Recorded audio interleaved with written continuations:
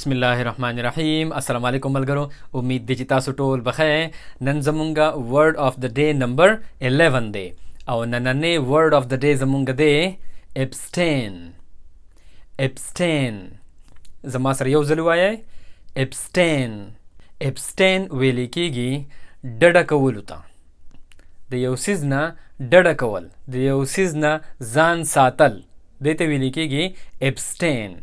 په اردو کې به د دې لپاره لفظ راځي پرهیز کرنا، او په انګلیش کې به د دې داسې مطلب راځي چې do not do something you could do، یعنی داسې یو کار نه کول کم چې تا کولی شو، یعنی یو کار ته کولی شي خو ته په خپله خوښه باندې نه کې، ته ترې ځان ساتې، نو دغې کار ته ویل کېږي abstain. abstain یو ورب دی او د دې فرست، سیکنډ او تھرډ فارمز دی abstain، abstained، abstained، او دا مونږه په کنټینیوس فارم کې هم استعمالولی شو abstaining. اوس د دې سینونیمز هم شته دی او د دې انټونیمز هم شته دی. د دې په سینونیمز کې به هغه الفاظ راځي کم چې د دې سره یو شانتي معنی ورکوي. په هغې کې یو ټکی راتلی شي decline. decline ویل کېږي یو څیز مسترد کول، یو څیز رد کول، یا د یو څیز نه انکار کول، دې ته ویل کېږي decline.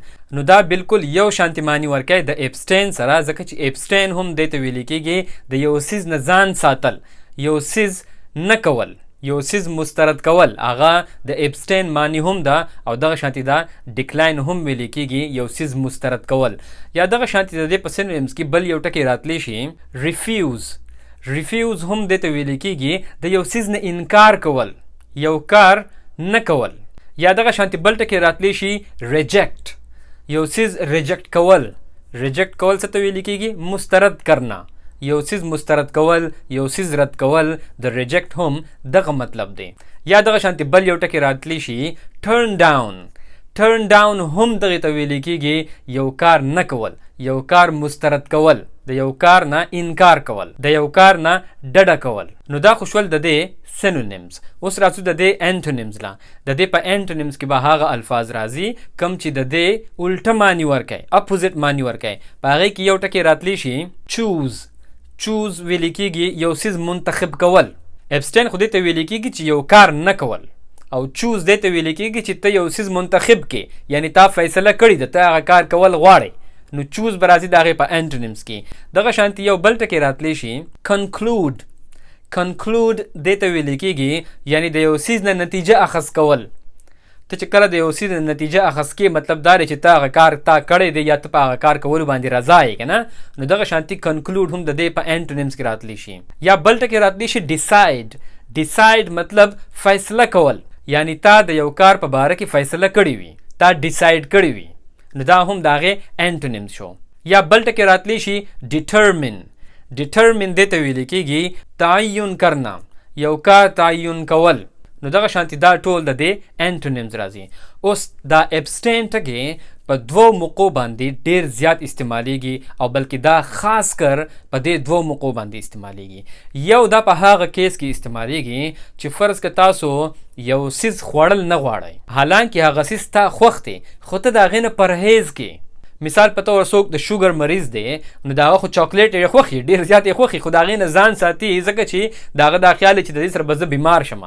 په دغه شانتې موقعو باندې هم abstain استعمالیږي چې یو کار ته کولی شي، هغه چاکلیټ خوړلی شي، خو نه یې خوري ځکه چې د هغه دپاره ښه نه دی، نو هغه ترې پرهیز کوي. یا ځینې خلک د تیلو خوراک نه خوري که نه، کم څیزونه چې په تیل کې پاخه شي، یا فرای خوراک چې ورته ویل کېږي که نه، په تیلو کې وراته کې یا پکوړې یا سموسه یا فرایز، چپس، دا څیزونه هم ځینې خلک نه خوري، ځکه چې د ډېرو خلکو دپاره دا د صحت دپاره ښه نه دي. نو تاسو بیا په سینټنس کې داسې ویلی شئ چې some families abstain from eating fried food. ځینې families، ځینې خاندانونه داسې دي abstain from eating fried food، چې هغوی د فرایډ فوډ یعنی کم چې په تیل کې پخ شوي خوراک یې د هغې نه ځان ساتي، د هغې نه پرهیز کوي. abstain د هغې نه abstain کوي. نو په دغه شانتي په دې موقعو باندې هم abstain حسابېږي چې ته د یو څیز نه ځان ساتې، په خپله باندې ځان ساتي، حالانکې ته هغه فرای څیزونه خوړی شي، خو ته یې ځکه نه خورې چې هغه ستا صحت دپاره ښه نه دي، نو ته ترې نه ځان ساتې. بل دا په یو خاص موقع باندې استعمالیږي کله چې ووټینګ کېږي. کاغه د هر سیز ووټي، کاغه د پارلیمنت ووټي، کاغه چې ته په خاندان کې خپل ووټینګي، که هغه د هر څه ووټینګي په یو ګروپ کې ووټینګي، نو په هغې کې 3 خبرې کیدی شي.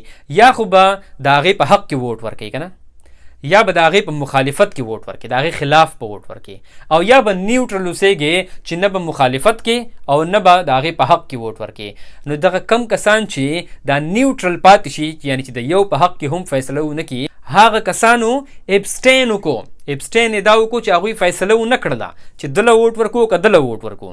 نو تاسو داسې ویلی شئ، فرض کا یو ځای کې ووټینګ کېږي، نه ته په آخر کې چې کله نتیجه اورئ، فار ایگزامپل 63 people voted in favor. 63 کسانو د هغې په حق کې ووټ ورکړو، 39 opposed، او 39 کسانو په مخالفت کې ووټ ورکړو، د هغې مخالفت یې وکړو، اگینسټ یې ووټ وکړو. and 15 people abstained، او 15 کسانو د ووټ ورکولو نه ځان ساتلی و، پرهیز یې کړی و.